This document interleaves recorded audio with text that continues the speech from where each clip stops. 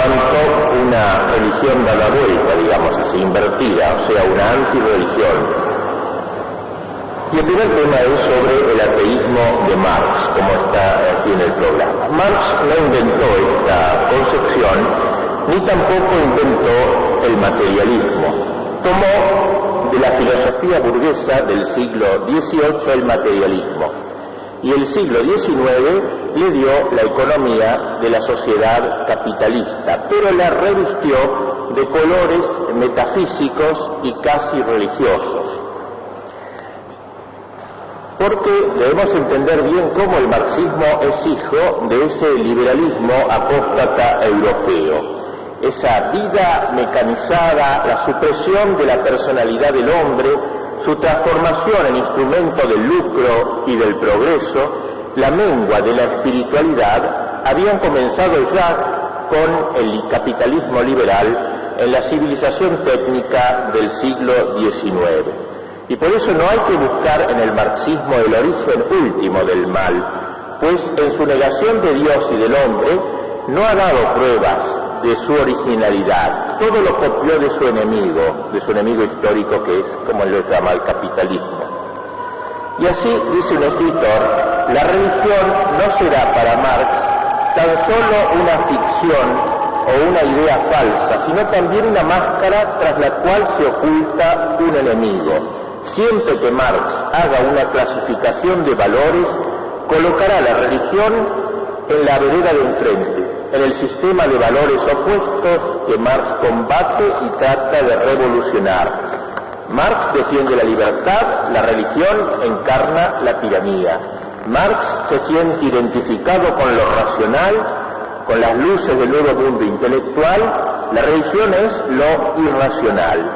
Marx es comunista, la religión es la superestructura del capital.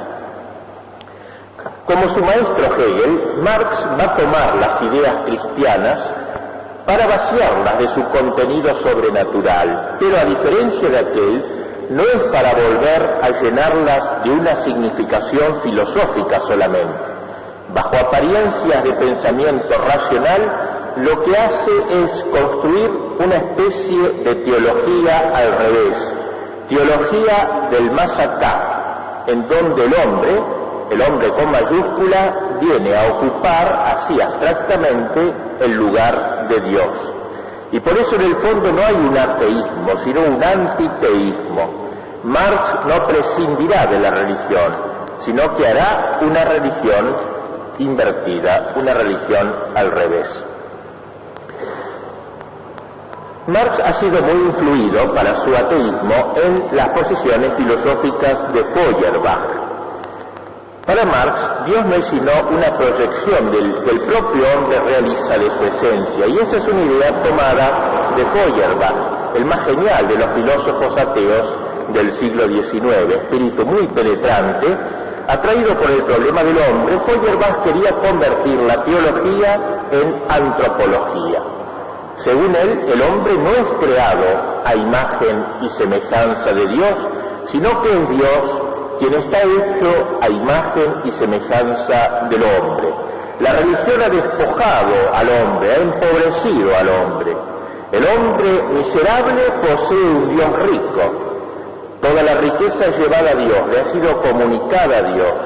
La fe en Dios expresaría la debilidad, la pobreza, la esclavitud del hombre, porque si el hombre hubiese sido fuerte, rico y libre, no hubiese tenido necesidad de Dios, hubiese poseído por sí mismo los dones más altos. De esas premisas de Feuerbach, Marx saca su conclusión: la fe en Dios mantiene al proletariado en la miseria y en lo más bajo, distribuyendo consolaciones ilusorias para otro mundo ficticio. Las creencias religiosas llevan el fruto final a un terreno irreal y dificultan los progresos inmediatos que constituirían la verdadera liberación. Para que pueda alcanzar pues la plenitud de la vida humana hay que eliminarse la fe religiosa, dice Feuerbach, dice Marx siguiendo a Feuerbach.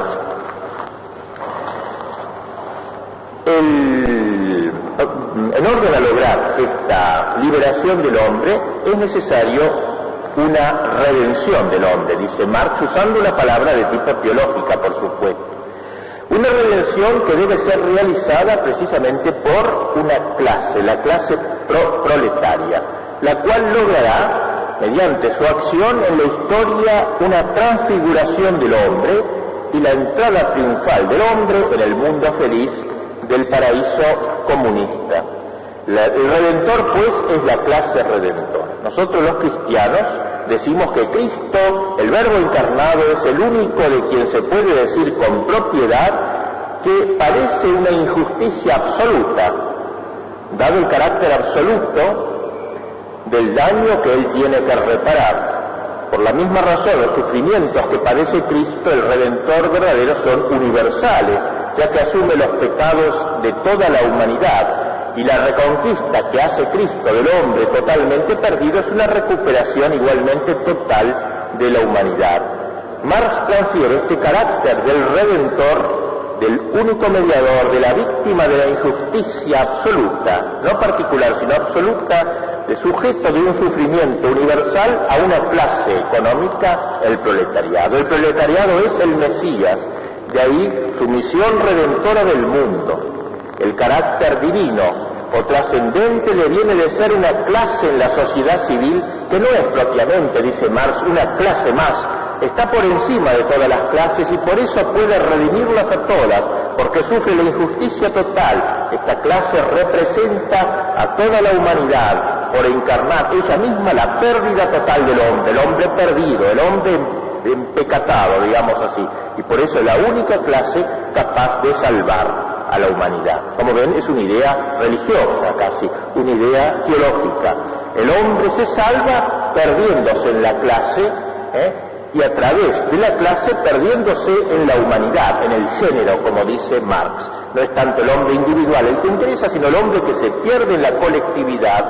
En síntesis, el hombre del paraíso comunista es como el nuevo hombre de San Pablo transfigurado por la gracia, pero al revés, digamos. Un nuevo hombre transfigurado por la pérdida de su humanidad.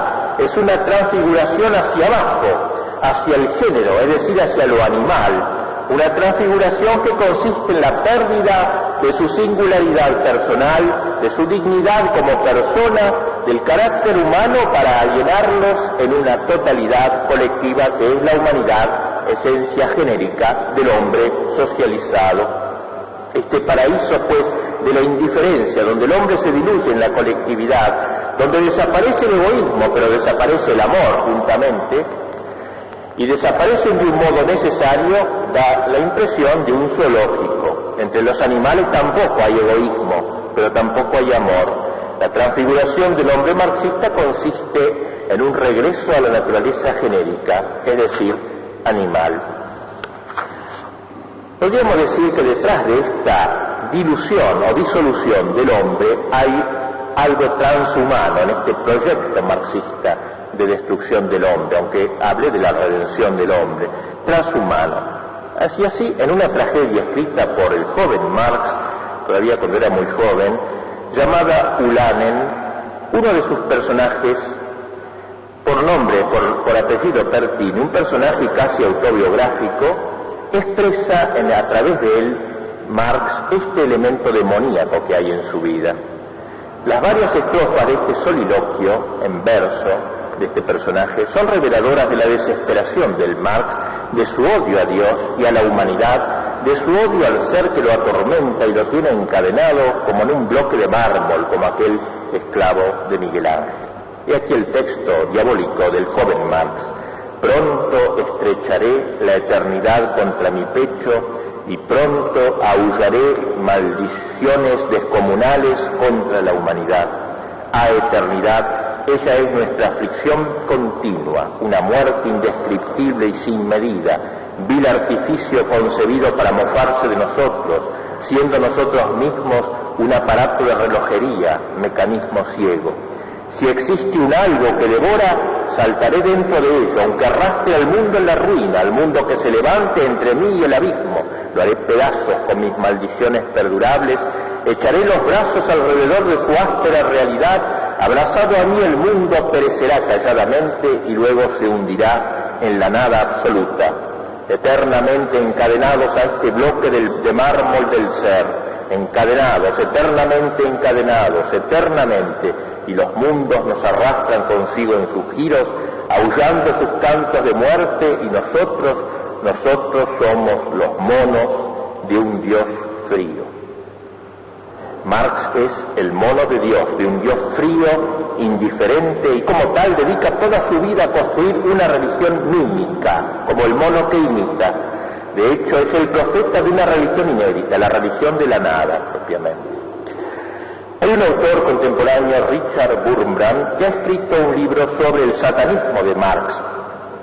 Sin embargo, no conviene limitarse, como lo hace Wurmbrand, solo a los aspectos del culto satánico en Marx, sino que hay que tomar en cuenta que su pensamiento dialéctico mismo está conscientemente puesto al servicio de la mentira y del mentiroso, del engañador con mayúsculas. No en vano Pío XI, en su Divino Redentoris, lo califica al comunismo de satánico azote e intrínsecamente perverso, como lo es el demonio. Vamos a pasar al segundo punto, psicología del nihilismo y ateísmo ruso. Varios autores han señalado la curiosa peculiaridad del nihilismo ruso. Se ha imaginado posible establecer el reino de Dios, el reino de Cristo, el reino de los pobres con sus propias manos. Por esta razón el movimiento revolucionario ruso tiene un sabor místico muy pronunciado, aunque a primera vista parezca una explosión blasfema y librepensadora. Hasta donde cabe, en nuestro siglo racionalista, el nihilismo negador se parece a muchas de las grandes herejías medievales. Tiene sombras de la esperanza milenarista, rasgos del Evangelio eterno predicado por Joaquín de Fiore. He encontrado en dos autores un análisis, pienso que interesante, sobre las corrientes nihilistas rusas pre- y postsoviéticas. Y el primero de ellos es Walter Schubert, al cual me referí al hablar sobre el alma rusa. Walter Schubert se va a empeñar a mostrar las diferencias que hay entre el ateísmo europeo, o nuestro occidental, y el ateísmo comunista, el ateísmo ruso en general. El ateo europeo, dice Schubert, se encuentra frente a un ser absoluto, se pone frío frente a él, frío y objetivo, podríamos decir. El ruso, en cambio, sigue permaneciendo en el estado psíquico del creyente frente a ese absoluto, aun cuando tenga las convicciones de un incrédulo. Su impulso de divinización es tan vehemente que al negar la divinidad tiene que derrocharlo en ídolos. El ateísmo llega a la cultura occidental, dice, haciendo mundano lo sagrado, y a la oriental haciendo sagrado lo mundano. Ser Dios él, este es el anhelo del hombre occidental, del ateo occidental, repetir el gesto creador de Dios, reorganizar el mundo según los principios de la razón humana y así corregir las faltas que ha dejado escapar el creador. Si hubiese dioses, decía Nietzsche, ¿cómo soportaría yo el no ser Dios? Por tanto, no hay Dios. Al final del desarrollo de este ateísmo europeo está la indiferencia, la vida sin rastro de Dios. Dios es marginado del mundo occidental. Y así pudo Fritz Mauthner, el autor de una obra voluminosa sobre el ateísmo, escribir antes de la Guerra Mundial esta frase: el presente es tan tranquilamente ateísta que ni siquiera es ya necesario discutir de Dios. Es decir, la prescindencia de Dios, Dios marginado. Pues bien, el ateísmo ruso es distinto completamente a esto. El ateísmo ya del siglo pasado, el nihilismo. Lo que lo distingue es su naturaleza dinámica, que lo pone en movimiento. Únicamente en Rusia hay un movimiento ateo. En ningún país de Europa hay un movimiento ateo, un partido político ateo, ¿no? Hay así, que levante la bandera del ateísmo. Y no solo ateísmo como doctrina, como opinión de particulares o de masas. Únicamente en Rusia el ateísmo es un movimiento político, es factor de la política. Es una peculiaridad de los rusos el que casi todos los fenómenos de la vida cultural y muchas veces hasta de la vida política, adquieran entre ellos un matiz religioso. Así también el ateísmo ha llegado a ser, en manos de los rusos, un movimiento animado por un pathos religioso. Lenin llamó a Dios el archienemigo de la sociedad comunista, así lo titulaba. En el estatuto del partido se introdujo una disposición especial que obliga a todos los miembros no a ser ateos, sino a una actividad antirreligiosa. Se compuso un índice de libros prohibidos. Ilkin escribe: la lucha contra la religión es lo más profundo e importante de todo cuanto acontece en el suelo del Estado soviético. Para Dostoyevsky, quien previó en Los demonios, esa magnífica novela de los endemoniados, se traduce, pero en ruso es Los demonios, con una clarividencia asombrosa la figura de la rebelión bolchevique, el lema era este: con Dios o con Satanás. Según él, no se trataba de una repartición nueva del suelo o del poder político, sino, o sea, el socialismo incipiente, sino de un asunto espiritual. El ateísmo ruso es rebeldía, no es indiferencia, es sublevación contra Dios, no es marginación o simple alejamiento de Él, es acusación, es maldición y no el despido de un auxiliar, relevándolo de unos servicios de los que en adelante se puede prescindir. El ateísta ruso pone el acto religioso, pero lo pone en mala dirección, conoce a Dios, pero no lo reconoce, es antiteísmo, no ateísmo. El ateísmo ruso se dirige contra Dios y no solo contra la fe en Dios que alienta en el hombre, no solo contra el basamento eclesiástico de esa fe. El ateo ruso ve a Dios siempre ante sí, lo ve como una persona viviente, lo ve en cada mitin en que le ofende y le lanza al rostro sus acusaciones. ¿Por qué has creado el mundo? ¿Por qué has creado este mundo que no debería existir? Rinde cuentas, concibe a Dios no como principio abstracto, sino como una persona contra la cual se lanza con afán de venganza, con el arma en la mano. El ateo ruso no deja de creer, sino que cree en algo nuevo, cree en el ateísmo y defiende esta fe como una religión.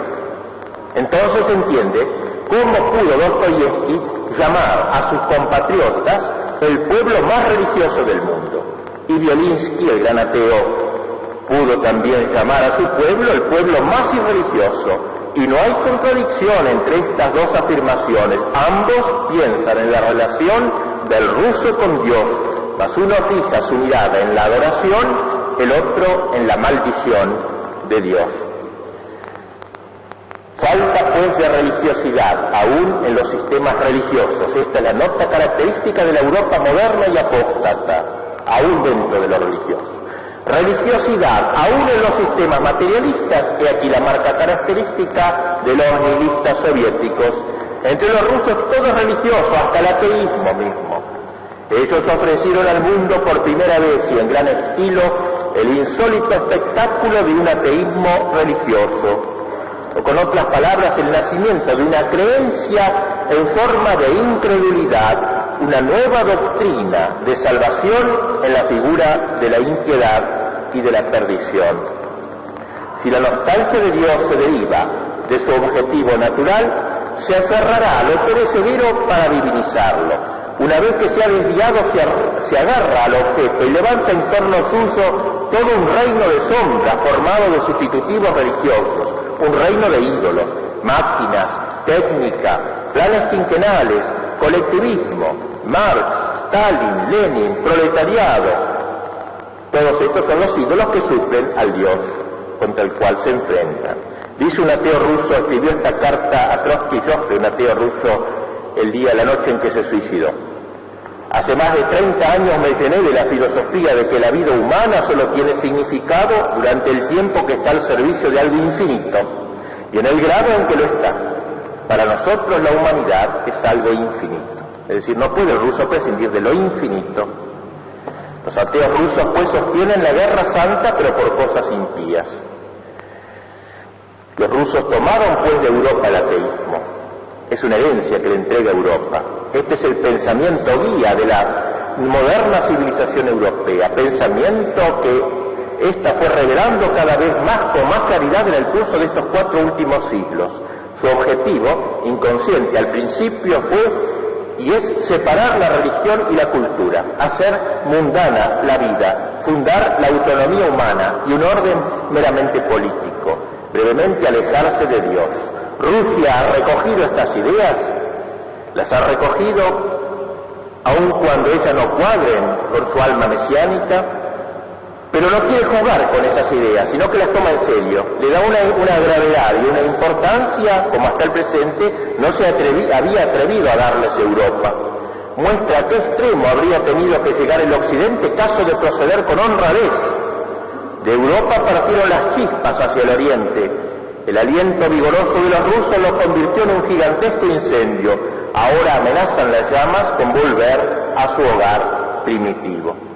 Por muy extraño que suene, terminemos este análisis de Schubert, el ateísmo ruso, el meollo de la revolución bolchevique, es un ultimátum que Dios dirige a Europa. El otro autor que trata este tema, dije que eran dos autores, primero era Schubert y el otro es Nicolás Berdyaev, que fue comunista, luego fue al extranjero y se hizo cristiano. Berdyaev se extenderá más bien en el análisis de los antecedentes del comunismo ateo en los nihilistas rusos del siglo pasado. ¿Cómo ha podido, se pregunta, la Santa Rusia transformarse en un campo militante ateo? ¿Cómo un pueblo cuya alma presenta una estructura especialmente religiosa, que ha vivido en la fe, ha podido ser un terreno tan propicio a la propaganda antirreligiosa? Y comenta Berdyaev que en las proximidades del siglo XIX se asiste en Rusia a la formación de un tipo espiritual distinto al del tipo de la Edad Media rusa, de la Rusia moscovita. Y es este tipo el que nos lleva a comprender el ateísmo militante que luego surge en la Revolución. El siglo XIX fue en Rusia el siglo del pensamiento y del verbo. Las raíces de esta estructura que nos interesa estudiar se hallan en el cisma del siglo XVII al que aludí al hablar de la Iglesia rusa. Sus consecuencias, dice Berdyaev, se sienten todavía hoy. El pueblo ruso tenía una conciencia mesiánica. El pueblo ruso encontró la expresión de esa conciencia en el siglo XV en la enseñanza del monje Filoteo, que habló de Moscú como de la tercera Roma. Según esta enseñanza, lo hemos visto el otro día, el imperio ortodoxo de Bizancio estaba en plena decadencia. Rusia era el heredero, el único reino ortodoxo del mundo. El pueblo ruso era el único que iba a conservar la fe ortodoxa auténtica. Todo el resto del universo había traicionado la pureza de la fe. Esta idea, pues, del siglo XVII, esta idea del imperio ortodoxo era la idea fundamental rusa, una idea que los entusiasmaba, una idea mesiánica. Pero recuerden ustedes, como explicamos al hablar de la Iglesia rusa, que viene todo este problema de la enmienda de los libros rusos que organiza el patriarca Nikon, estas modificaciones de los ritos que fueron consideradas como una traición al reino ortodoxo, una traición operada por el poder secular, pero también por la jerarquía eclesiástica. El patriarca Nikon aparecía como un traidor. El anticristo, decían, ha penetrado en el reino ortodoxo, no solo en la Iglesia, sino también en el Estado. La jerarquía ha sido contaminada y herida, y por tanto la Iglesia auténtica se retira al desierto, se mete bajo tierra. Y así aparece el gran cisma ruso. Los disidentes huyen de las persecuciones, se esconden en la selva y aparecen la secta de los que se queman vivos, fenómeno ruso característico, esta forma exagerada del cisma. Y también el Vespotvo, o la comunidad sin sacerdotes que reniega de toda jerarquía eclesiástica y que está empapada de elementos apocalípticos y escatológicos. El nihilismo, pues, el nihilismo y la apocalíptica rusa se ligan íntimamente. Y esto ya va apareciendo en el cisma. O sea, el cisma dice, hay que destruir todo, Iglesia y Estado. El nihilismo empieza por un motivo religioso, de fidelidad religiosa que se considera traicionada por la autoridad eclesiástica y civil. Estas tendencias apocalípticas, esta sed de desprendimiento, en la espera de un fin catastrófico, tiene su raíz psicológica en el cisma, pues. Así que, nada menos que en ese siglo, Berdyaev cree captar el comienzo del nihilismo que va luego a ser eclosión en el comunismo. Los síntomas profundos del cisma se acentúan cada día más. La reforma de Pedro el Grande acelera sensiblemente este proceso. La conciencia popular interpretó esta reforma como una violencia impuesta al alma rusa y se rebeló, tachando a Pedro de anticristo. La actividad de las masas, pues, con respecto al poder del pueblo ruso se vuelve huraña, desconfiada y hostil. Estas tendencias, pues, cismáticas y escatológicas deben ser consideradas como el hecho psicológico fundamental del siglo XIX ruso, y este hecho encontrará pronto una expresión religiosa o antirreligiosa, o como decíamos, una religión al revés. Por ese tiempo nace una inteligencia nihilista en el siglo XIX. Dostoyevski descubría esta estructura psíquica y esta dialéctica religiosa del nihilismo ruso. Nace el nihilismo, el ateísmo ruso, animado de un espíritu, digamos, que se parece al del marcionismo, aquella herejía de los primeros siglos, y que nace por la meditación dolorosa sobre el problema del mal, de la injusticia y del sufrimiento. Marción había renegado del Dios del Antiguo Testamento, creador del universo, como si fuera un semidios cruel. ¿Por qué? Porque la creación está llena de calamidades, está llena de sufrimiento. Y así, en la estructura psíquica del ateísmo ruso, vemos cómo se continúa este tema gnóstico. El creador parece un Dios malo, creando un mundo peor, injusto, lleno de dolores, y todo poder terrestre, pues, es de esencia satánica. Pertenece al príncipe del mundo, y la lucha contra la injusticia es la lucha contra ese creador perverso. Hay que negar a Dios, dice paradojalmente el ruso nihilista, para que el reino de Dios se realice en la tierra. El ateísmo ruso, pues, renegó a Dios en todos sus aspectos, porque reconocer a Dios sería justificar al mal, es decir, por compasión a la injusticia y al sufrimiento, por compasión a lo que Bielinski llamó la lágrima de un niño, que una sola lágrima de un niño justifica la rebelión contra Dios, tema que iba a tomar Dostoyevski en su Hermanos Karamazov. No quiere aceptar el nihilista ruso un universo cuyo nacimiento esté acompañado por una lágrima. Quiere destruir ese universo por compasión y quiere crear otro donde no exista el dolor. Dios creó un mundo injusto, lleno de calamidades. Hay que renegar, pues, de Dios por motivos morales y religiosos.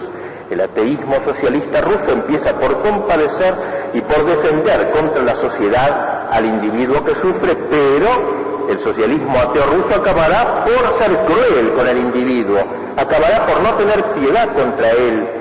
Es su dialéctica, la dialéctica fatal del nihilismo ruso, cosa que se manifiesta ya en ese gran escritor de comienzo de este siglo, Bielinski, ateo, que estaba pronto a exterminar al individuo en nombre del exterminio del dolor. La piedad se transforma en crueldad, la libertad en violencia, la defensa del individuo contra el despotismo de la sociedad en un despotismo más tremendo aún. El nihilismo no comprende el misterio de la cruz, el sentido del sufrimiento, y es en esto en lo que consiste su fracaso religioso. Este nihilismo primitivo surte los temas fundamentales que darán impulso a la revolución bolchevique y que triunfarán por ella: hostilidad hacia la religión, la mística, la metafísica, el arte incluso, porque absorbe energías que sirven a un régimen mejor, desconfianzas en las ciencias humanísticas, exaltación del que trabaja, del que sufre, del campesino, del obrero. El advenimiento de este régimen no está unido a la transformación del hombre, pero sí a la transformación de la sociedad. La vida perfecta se hallará libre de sufrimientos y entonces triunfará la felicidad. El hombre, el nihilista ruso, no puede admitir el mundo tal cual es y sus sufrimientos. Desea el fin del mundo malo y perverso, desea su destrucción, y el advenimiento de otro mejor es esencialmente escatológico. Rechaza la moral por motivos morales. La conciencia moral del ser está supeditada por la moral de la sociedad, del grupo, del partido. Y este socialista ruso, este ateo ruso, tiene capacidad incluso de sacrificar su propia vida por la causa, contra Dios en favor del que sufre. Estos hombres, los mejores de ellos, se entiende, renunciaron a sus bienes personales, se dejaron encarcelar, llevar a presidio, a la horca, sin tener el consuelo siquiera de la vida futura, en la que no creían, de la vida eterna. Es un fenómeno psicológico de los más interesantes. Estos hombres estimaban el bien terrenal y la felicidad de aquí abajo como únicos bienes de la vida. En nombre de esta finalidad irrealizable en el curso de sus vidas, estaban prestos a sacrificarse y a soportar todas las penas y dolores, y por eso se los llamaba los idealistas de la tierra. Bakunin, este gran prolegómeno de los soviéticos, unía al anarquismo el ateísmo militante. Se erguía contra el creador del mundo como si fuera el mismo Satanás, viendo en él a la fuente del poder, es decir, del mal supremo de la vida del universo. El anarquismo de Bakunin tiene un sello casi místico. La antigua idea mesiánica rusa, cuya base era puramente religiosa, resucita en Bakunin en forma nueva. El universo ruso eslavo tiene, según él, una gran misión que cumplir, la misión de provocar una conflagración universal, un fin del mundo, una catástrofe en que el viejo mundo corrompido perezca del todo.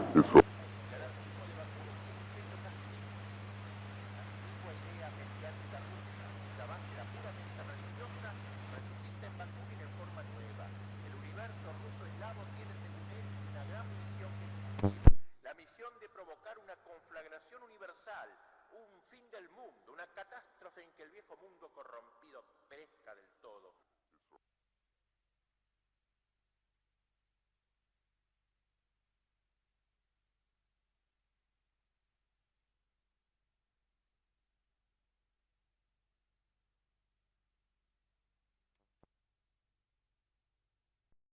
Cuya base era puramente religiosa, resucita en Bakunin en forma nueva.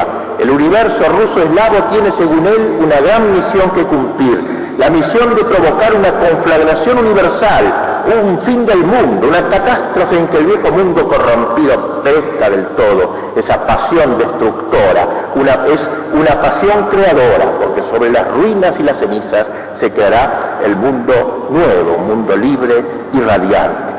No importa que haya veneno, dice puñal o cuerda, las revoluciones bendicen todos los métodos, hay que destruir. Comenta el gran disidente actual Chafarevich, que se trata de una borrachera por destruir, la que siente el nihilista, un gusto por destruir. Todo sentimiento, digamos, que pueda debilitar esa pasión de destrucción es malo. Sentimientos delicados, de familia, de amistad, de honor, deben ser sofocados en provecho de esta única pasión, la de la causa revolucionaria. El revolucionario no conoce sino una ciencia, dice Chafarevich, es la de la destrucción. No vive sino para cumplirla mejor. Por eso, dice Chafarevich, el nihilismo de Bakunin y el marxismo tienen un mismo origen. Así pues, se pasa de este ateísmo y nihilismo ruso a la esfera del comunismo. Como el alma rusa, decíamos, esencialmente compasiva, llena de amor al prójimo, que aspira a la verdad, asimiló de ese modo las doctrinas de Marx, que debían serle totalmente ajenas. Con la victoria de la Revolución Rusa, las tendencias antirreligiosas entraron en una fase nueva.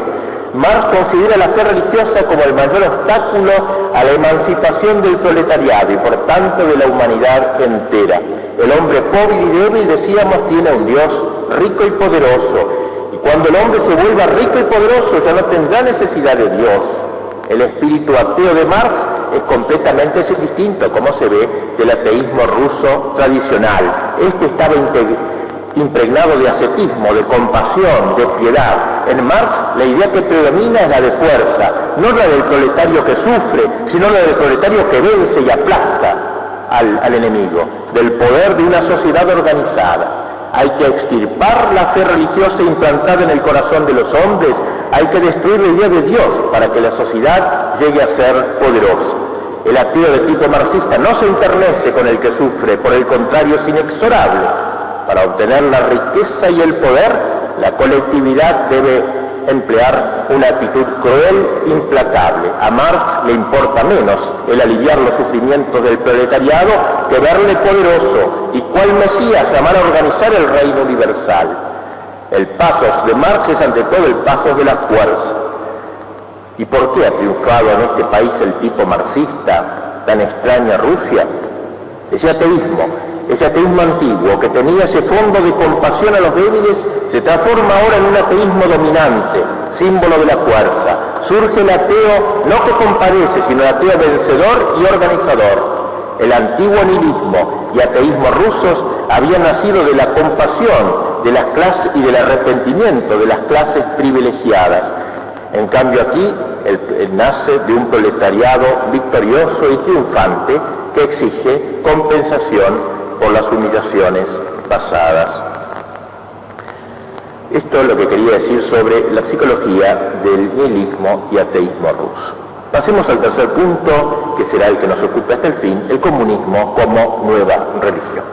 Ya de alguna manera hemos insinuado este tema. El alma rusa era demasiado íntimamente religiosa, fue necesario darle una religión al revés, no quitarle la religión como en Occidente, darle una religión al revés, en que el socialismo y el bolchevismo apareciesen como una fe, más que como una política. Un nuevo imperio universal que empalmara por allí con el antiguo imperio, la antigua sucesión de los imperios y la tradición de Moscú, tercera Roma, que empalmara con eso. La ideología mesiánica marxista-leninista ha proclamado a Moscú la nueva Jerusalén.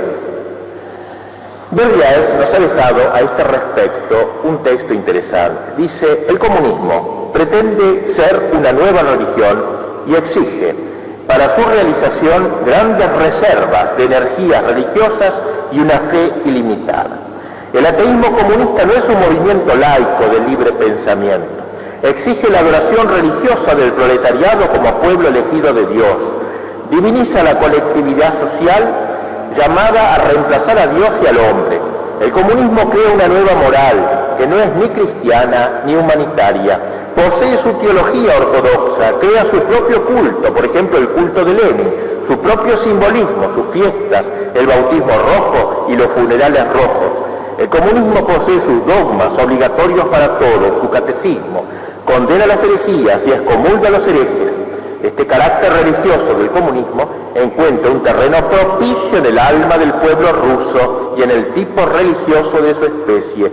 El pueblo ruso pasa de una edad media a una nueva edad media y solo sus capas superiores, muy imperceptiblemente, han conocido la época del Renacimiento. El hombre ruso no se inclina a renunciar a la fe cristiana en nombre del racionalismo y de un escepticismo ilustrado. Tiende más bien a atacar una nueva idolatría. Los comunistas rusos no son escépticos y por lo tanto los escépticos de Occidente les comprenden difícilmente. En este importante texto de Berdyaev, que muestra todo el marxismo como una religión, hemos visto ya desarrollado lo que vamos a explicar hasta el final. Nuevo Mesías, nueva cosmovisión, nueva moral, santoral, liturgia, herejías, etc. Pasemos entonces al siguiente puntito, aquí el punto A, el nuevo Mesías, el proletariado. Este sería parte de la religión, el tener, por supuesto, un Mesías. Y la figura mística del proletariado es la figura del Mesías.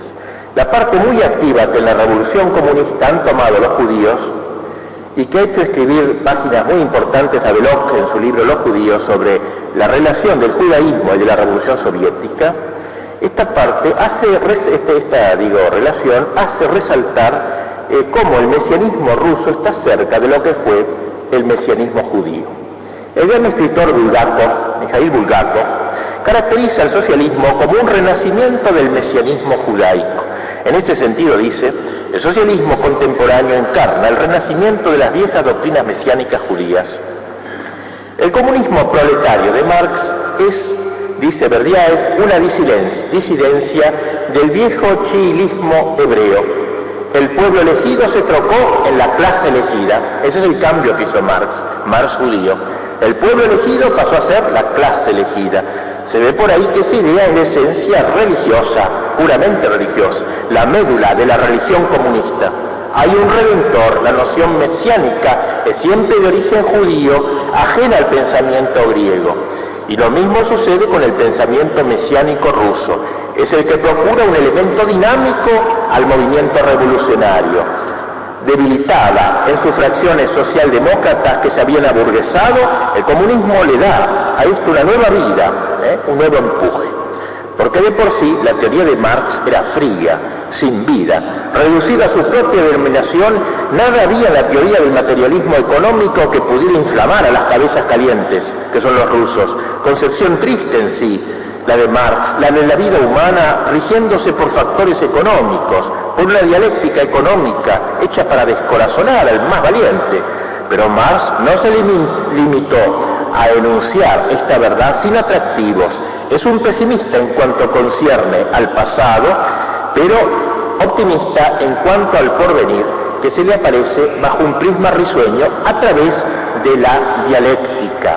La dialéctica es la que debe llevar al reino mesiánico de Dios en la tierra, aunque sin Dios, a la libertad, a la justicia y al poder.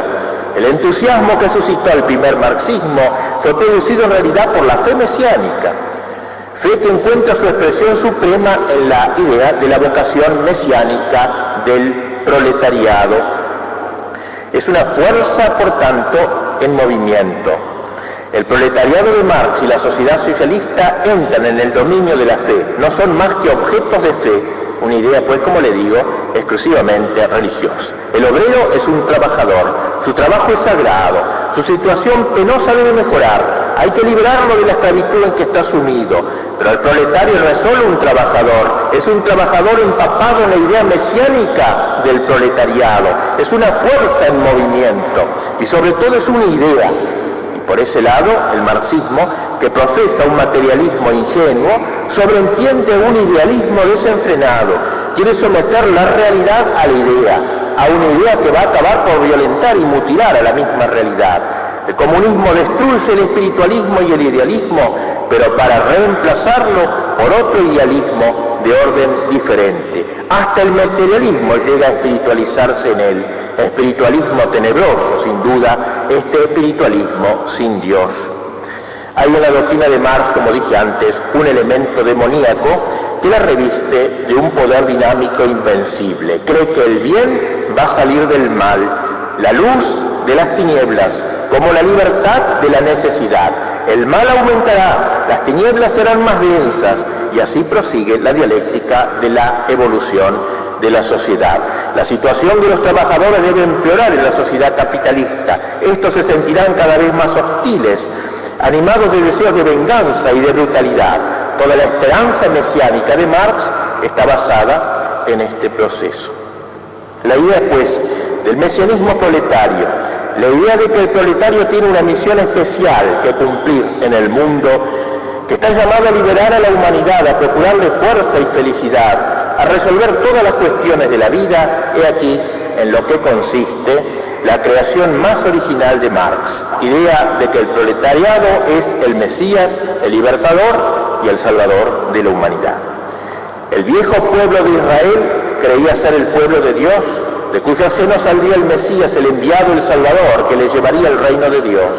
Marx era un israelita, y en su subconsciente, como en todos los israelitas notables, subsistía esta concepción mesiánica. Se había desprendido, sí, de las raíces religiosas de su pueblo, perdió la fe en Dios y se hizo materialista. Marx permaneció israelita hasta la médula, creía en la idea mesiánica, en la venida del reino de Dios a la tierra, aunque ésta se realizase sin Dios. Pertenecía a la especie de hebreos que renegaron de Cristo y no reconocieron en él al Mesías que esperaban. Pero ya no fue para Marx el pueblo hebreo el elegido. El nuevo Mesías vendrá con fuerza y con gloria a realizar todas las esperanzas mesiánicas. Su reino será el reino de este mundo. Es el proletariado, la clase de los obreros a la cual Marx atribuyó todas las virtudes del pueblo mesiánico y las más excelentes dotes del antiguo pueblo de Israel. Ese proletariado es la única clase exenta de pecado, del pecado original de explotación, mientras todas las demás clases están supeditadas al pecado original de explotación. Esa clase es la única pura, es el tipo moral de la humanidad futura. Esa clase será la que levantará el velo de todas las ilusiones de la humanidad. Esa clase borrará la lucha de clases, suprimirá las clases, creará la unión en la humanidad, la armonía. el triunfo de la redención universal del proletariado pondrá término al reino de la necesidad en el cual vivía antes la humanidad e inaugurará el reino de la libertad con el socialismo.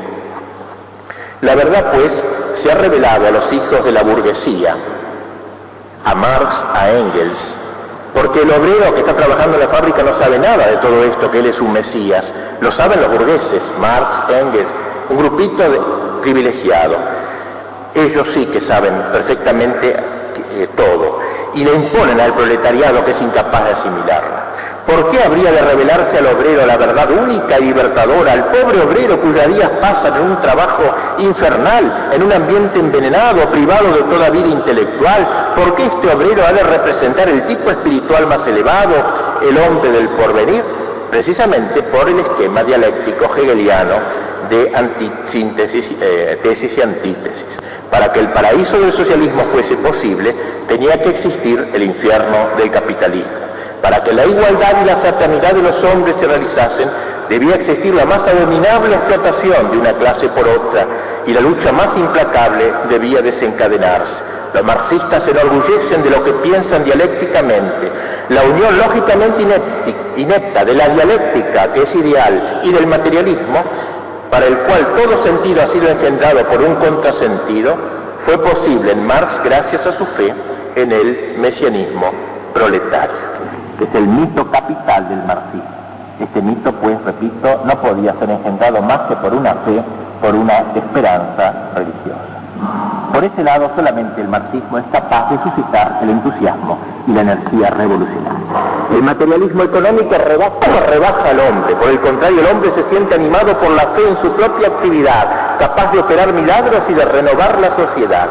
Y así terminemos ya esta primera exposición. Podríamos decir que dos corrientes mesiánicas se encontraron y afluyeron o confluyeron en la Revolución Rusa. El mesianismo del proletariado y el mesianismo propio del pueblo ruso, que hemos hablado como una característica del alma rusa. El pueblo ruso se ha identificado con el proletariado en la Revolución Soviética. En el alma del pueblo ruso dormía desde el pasado remoto ese sentimiento de una gran vocación religiosa. Ya en el siglo XV, como vimos, ese monje Filoteo había elaborado esa teoría de Moscú, la tercera Roma. Lo hemos explicado largamente al hablar de la iglesia rusa. Pues bien, esta concepción mesiánica de esta nueva Roma ha quedado impresa en el pueblo ruso en el curso de los tiempos. Bajo cierto aspecto se la vuelve a encontrar entre los revolucionarios, especialmente en el anarquista Bakunin. El sentimiento mesiánico de Dostoyevski se expresa en su definición del pueblo ruso como pueblo portador de Dios. Cuando el escritor Leontiev, perdida la fe en la vocación religiosa de sus compatriotas, cree que el pueblo ruso lleva en su seno al anticristo, viene sin embargo a investirlo de cierto mesianismo tenebroso. El bolchevismo es la última encarnación de este proceso largo del mesianismo ruso, y una encarnación atea cree que la luz viene de Oriente y que la antorcha de la Revolución Rusa iluminará las tinieblas burguesas del Occidente. El pueblo ruso no realizará la idea de la tercera Roma, pero sí realizará la de la tercera internacional. Y en esa tercera internacional debe sellarse la unión funesta de la idea mesiánica internacional y proletaria. Aún siendo una revolución nacional, la Revolución Rusa suscita ideas proletarias internacionales. Esta religión comunista, que no es de origen ruso, se retracta en la forma del pensamiento religioso ruso, pensamiento que consiste ante todo en la esperanza de la realización del reino de Dios en la tierra. Los otros puntos que quedan del tercer acápite de esta conferencia los vamos a tratar luego de un descanso que tendrán ahora, son las 10 más o menos, hasta las 10:15 afuera.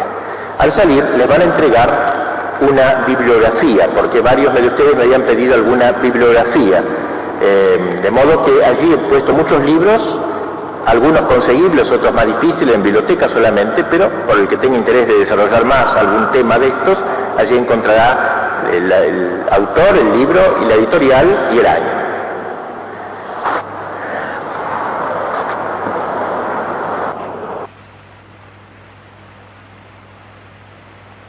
Благослови, Владыко, благослови. Святого Духа, ныне и присно, и во веки веков.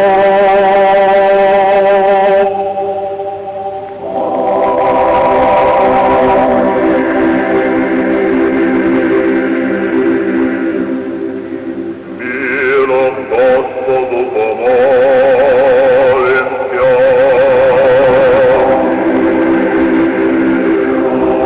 Помните миры и спасение душ наших, Господу помолимся.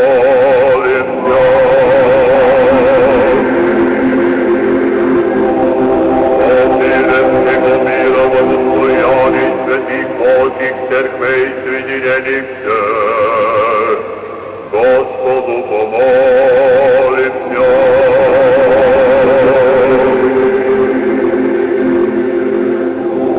О святым здраве Тебе с верою, благословением, страхом Божьих входящих Бог, Господу помолимся.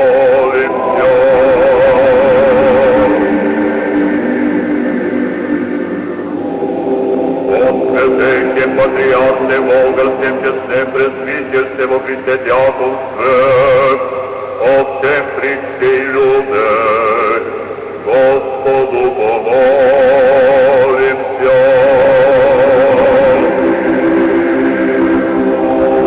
Заступи, спаси, помилуй, сохрани нас, Боже, Твоею благодатью.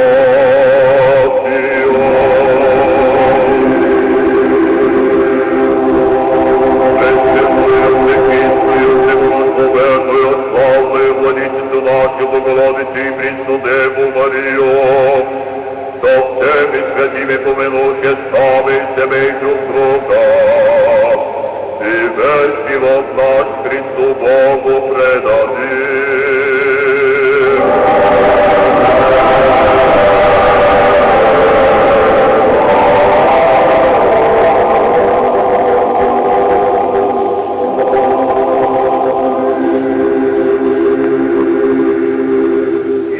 Подобает тебе всякая слава, честь и поклонение, Отцу и Сыну и Святому Духу, ныне и присно, и во веки веков.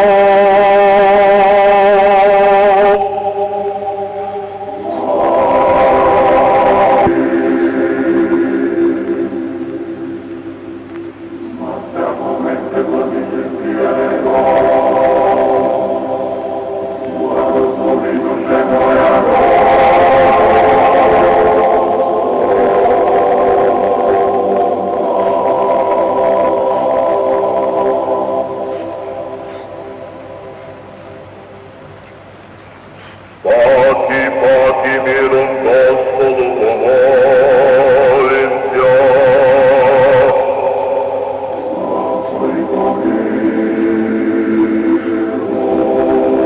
Заступи, спаси, помилуй, сохрани нас, Боже, Твоею благодатью.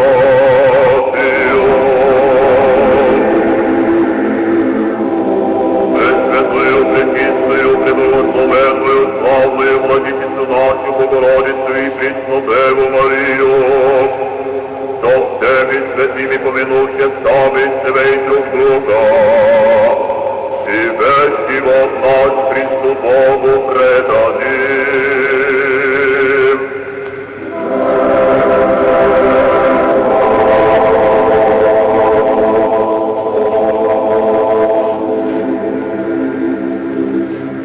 Яко Твоя держава и Твое царство и сила и слава, Отца и Сына и Святого Духа, ныне и присно, и во веки веков.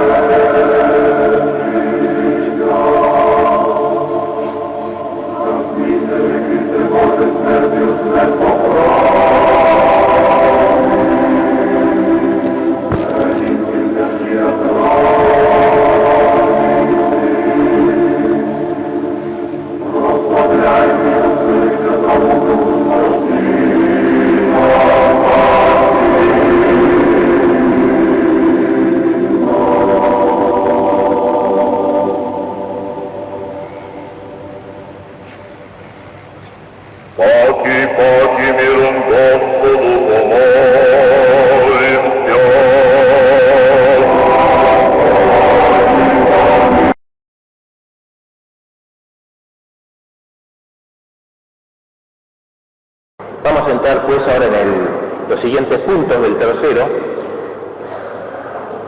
Y ante todo, el comunismo, decíamos ahí, aunque algo de eso hemos hablado, como una cosmovisión, la cosmovisión soviética. Si se define la ideología como un sistema de respuestas únicas que permiten resolver todos los problemas, cabe considerar que la ideología soviética es un sistema que da a todos los problemas respuestas religiosas casi o mitológicas, podríamos decir en cierta manera. El credo comunista abarca varios mitos: el mito de la revolución, el mito del Estado, el mito del partido omnipotente y omnisciente, y sobre todo el mito del mesianismo proletario, que es el mito capital del marxismo, mito que no puede ser engendrado más que por una fe o una esperanza religiosa, como hemos dicho, citando a Verdiaev. Dentro de esa cosmovisión, el ateísmo es fundamental. Y en este sentido, los comunistas, diferentes de los socialdemócratas, no admiten que la religión sea una cosa privada entre el hombre y su conciencia, o entre el hombre y Dios. Quieren hacer de ella, por el contrario, una cosa social. El hecho de considerar la religión como una cuestión puramente personal, el derecho de toda conciencia a una libertad subjetiva, constituye un parágrafo obligatorio del programa liberal y democrático. Pero Marx, denunciando la religión como el opio del pueblo, como el mayor obstáculo en el camino de la liberación de la clase obrera y de la humanidad, no podía hacer de ella un asunto privado, se convertía en un tema de combate social. El comunismo ha llevado a sus consecuencias más extremas esa opinión de Marx, a la cual no quiso adherirse la socialdemocracia, que mantenía aún en ella algunos principios del liberalismo. Todos los comunistas tienen la costumbre de llamar a los socialdemócratas social traidores, y es sobre todo en esta materia de religión que los acusan de haber traicionado. Considerándose aún marxistas, los socialdemócratas admitían entre ellos como miembros del partido a cristianos creyentes, hasta pastores o profesores de teología, lo que prueba que la socialdemocracia no pretende ser una cosmovisión, una concepción del mundo, no quiere ser más que un partido político, que es otra cosa, un sistema de reformas sociales. El comunismo, por el contrario, quiere ser ante todo una concepción global del mundo, y por eso se declara totalitario, da en consecuencia una importancia enorme al hecho religioso. El comunismo ruso, el comunismo en general, por otra parte, es una creación rusa, ha construido todo su programa a partir de esa concepción del mundo. En la constitución del partido, no solamente del partido ruso, sino del partido internacional, se dice que todo adherente debe ser ateo, como dijimos antes, y hacer la propaganda apropiada. Es obligado a romper todo lazo de la naturaleza que sea que lo una a la Iglesia. Lenin mismo ha indicado con precisión todos esos principios. La religión no es asunto privado, solamente lo es en el seno de un Estado burgués, en el cual el papel del comunista es entonces sostener la tesis de la libertad de conciencia, de la separación de la Iglesia y el Estado, la tesis de una religión privada. Pero dialécticamente es de muy diferente modo desde el momento en que la cuestión es planteada en el interior del Partido Comunista, en el interior de un Estado y de una sociedad comunista. Entonces la religión deja de ser una cosa particular para convertirse al más alto punto en algo general social, y el combate contra ella debe ser conducido sin piedad. El comunista verdaderamente integral no puede ser ya un creyente religioso, no puede ser ya un cristiano. Una concepción del mundo, una cosmovisión definida anticipadamente le es impuesta, y debe ser un materialista y un ateo militante. No basta para ser miembro del partido, pues, compartir un programa social, económico, político del comunismo. Es menester aceptar esa fe comunista opuesta a la fe cristiana, en la cual reside esencialmente el comunismo. Y así pues, entonces, en las cuestiones de la propaganda antirreligiosa, se establece una distinción expresa entre la lucha antirreligiosa que hace la filosofía de las luces, el liberalismo europeo, y la lucha antirreligiosa revolucionaria del proletariado. La lucha antirreligiosa de la filosofía de las luces es la lucha del libre pensamiento burgués, pero el marxismo-leninismo no es libre pensador y desprecia el radicalismo burgués libre pensador. La lucha científica de la filosofía de las luces contra la religión no es más que un medio en la lucha de clases contra los explotadores. Y así entonces en la Weltanschauung comunista el ateísmo es la pieza fundamental. En el comunismo el ateísmo no es una consecuencia del sistema económico y social, sino que es su principio mismo. Históricamente el ateísmo está en el punto de partida del pensamiento de Marx y de Feuerbach. Está en la raíz de la concepción materialista del mundo, y es en su virtud que el comunismo es esencialmente una religión, una mística, una fe. Marx no se contenta con criticar las formas religiosas de su tiempo. Como dice un autor, Jean Lacroix, comentarista, el ateísmo no es una superestructura del marxismo, le es absolutamente esencial.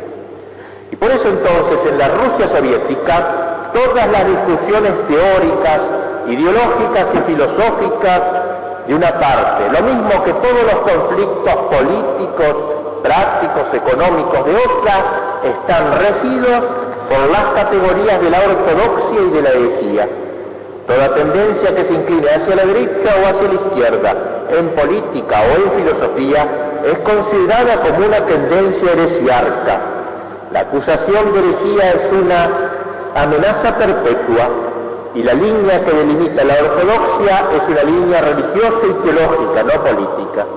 Cuando la política obedece así, pues, a las consignas de la ortodoxia, el Estado se convierte en una iglesia. El poder comunista se preocupa también del alma de aquellos que tiene a su cargo. Quiere alimentarlos con la sola verdad que salva, y él sabe dónde está la verdad, es la del materialismo dialéctico. Su odio contra el cristianismo le sirve de motor, ve en él solo el origen de la injusticia, de la esclavitud, del oscurantismo. El gobierno comunista ha podido a veces mostrarse tímido en política, ha podido dar pruebas de oportunismo en lo que concierne a la vida internacional, ha podido prestarse a conceder alguna libertad en el campo del arte, del cine, de la literatura, transformarse, evolucionar, cultivarse, hablar de perestroika, aburguesarse en sus hábitos. Pero hay un terreno en el cual el comunismo permanece intangible, despiadado, intolerante, en el cual no admite ninguna concesión, y ese terreno es el de la concepción del mundo, la cosmovisión, la Weltanschauung, la filosofía y por tanto la religión.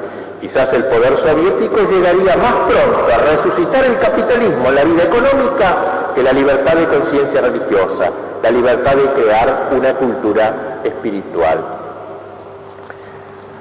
Hablamos ahí, en el punto C, de una nueva providencia que sería el partido. Una palabra nomás sobre esto, me voy a quedar más en los últimos puntos que son más interesantes. O sea, el partido aparece como la providencia, como la religión ahí, la providencia de Dios que va guiando los acontecimientos y la historia, es el partido, la providencia en esta nueva religión. Hay un dicho humorístico, los rusos son muy humoristas y es lo que los salva un poco de desesperarse demasiado.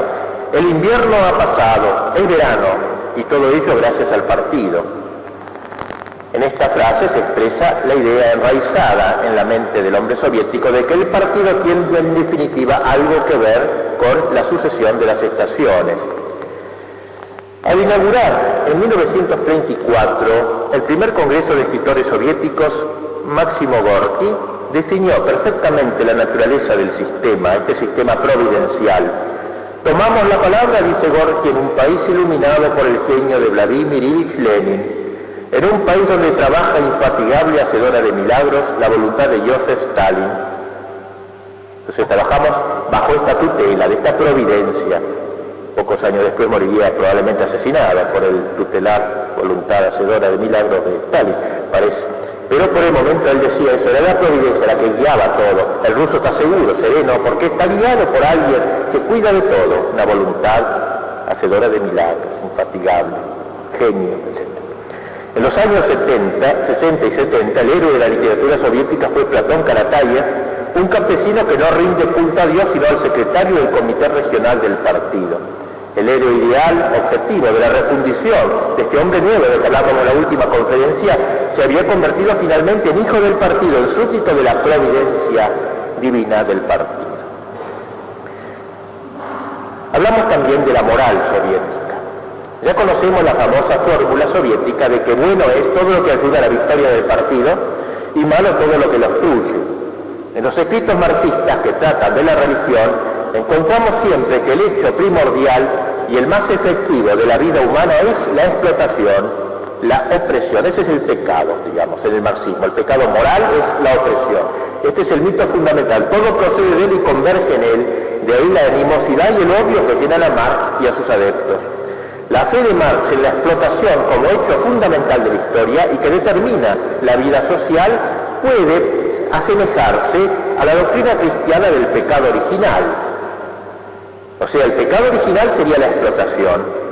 Pero mientras el cristianismo propone al hombre que considere ante todo el pecado en sí mismo, el marxista ve siempre al pecado en los demás. ¿Qué es la explotación sino un fenómeno de orden moral? Una relación de hombre a hombre moralmente falseada. La distinción entre el burgués y el proletario es la distinción entre el mal y el bien, lo injusto y lo justo, entre los que merecen el reproche y los que merecen alabanza. En un libro escrito para la juventud, un teórico de la nueva moral marxista declaraba que la antigua moral ha muerto y se descompone y se pudre. La gran característica de la que le sucede es su relatividad. No robarás, dice el libro, mandamiento de la Biblia explotadora, queda reemplazado por una magnífica fórmula ética del camarada Lenin: saquear a los saqueadores.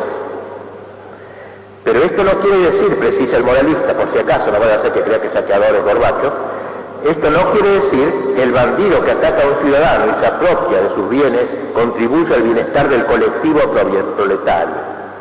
Conviene rechazar, por ejemplo, este otro mandamiento: honrarás a tu padre. El proletario recomienda honrar a un padre con la condición, dice, de que valga algo desde el punto de vista revolucionario y proletario, y educa a sus hijos en un espíritu de fidelidad a la lucha proletaria. El mandamiento no cometerás adulterio encaja también en el marco de esta moral marxista, no porque sea pecado engañar al marido o la mujer, sino porque la búsqueda de un nuevo compañero sexual, como dice el texto, es una preocupación muy compleja que requiere demasiado tiempo y energía y saquea la reserva de las fuerzas creadoras de clase. Hace perder tiempo andar con un amante, digamos. La moral soviética, pues, son dos palabras nomás. Quiero quedar más en los últimos puntos. El santoral soviético. El comunismo, como toda religión, incita a la santidad, o sea, tiene una santidad propia, tiene su galería de santos, a la virtud heroica, a la disposición de dar la vida por la causa. El tipo más acabado del comunismo, es decir, el hombre completamente enrolado al servicio de la idea, es el hombre capaz de grandes sacrificios, de un entusiasmo desinteresado. Es un heredero de la educación cristiana, de los siglos durante los cuales el cristianismo modeló la naturaleza del hombre con su espiritualidad. Esta influencia cristiana en tratar de ver un hombre ejemplar, digamos así, es a menudo invisible y subterránea, pero subsiste aún en la conciencia de aquellos que rechazan el cristianismo y se creen aún sus enemigos. Y así, los recuerdos que Savinko ha consagrado a sus camaradas implicados en el atentado contra Plevé, ministro del Interior y jefe de policía en el año 1902 a 1904, asesinado por Sassono, son reveladores. Dice este hombre en sus memorias: Kaliayev amaba la revolución profunda y tiernamente, como saben amarla los que están prestos a dar su vida por ella. Había llegado al terrorismo por una vía original y del todo personal. Veía en él no solamente la mejor forma de lucha política, sino también un sacrificio moral, quizás aún religioso, el santo, digamos así, el santo soviético. Savinko se escribe a propósito de Sassono lo siguiente: sentía que detrás de la generosidad de Kaliayev se escondía una fuerza, sentía que sus palabras inspiradas ocultaban una fe ardiente y que su amor de la vida era el signo de una voluntad, mejor aún, de un deseo apasionado de sacrificio. Para él, el terrorismo representaba ante todo un sacrificio personal, un acto heroico. Y así entonces se puebla el santoral soviético.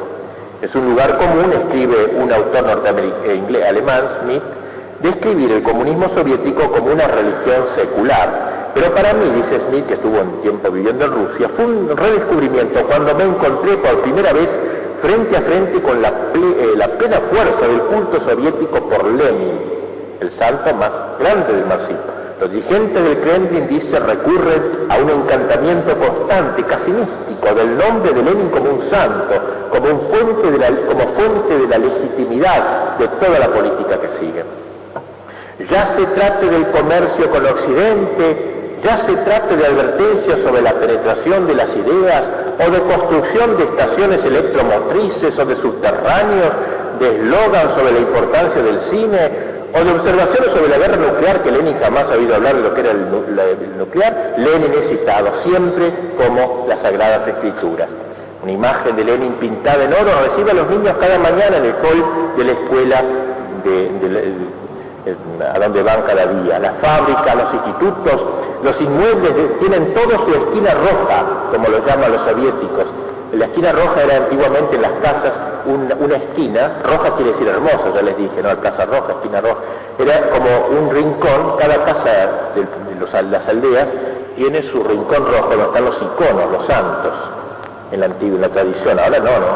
Pero ahora está Lenin ahí, justamente porque es el nuevo santo, por lo menos en las que son públicas, ¿no? Así que también está Lenin con algunos gráficos, fotos, invocan la vieja tradición rusa de poner iconos, pero ponen su nuevo santo en este rincón predilecto.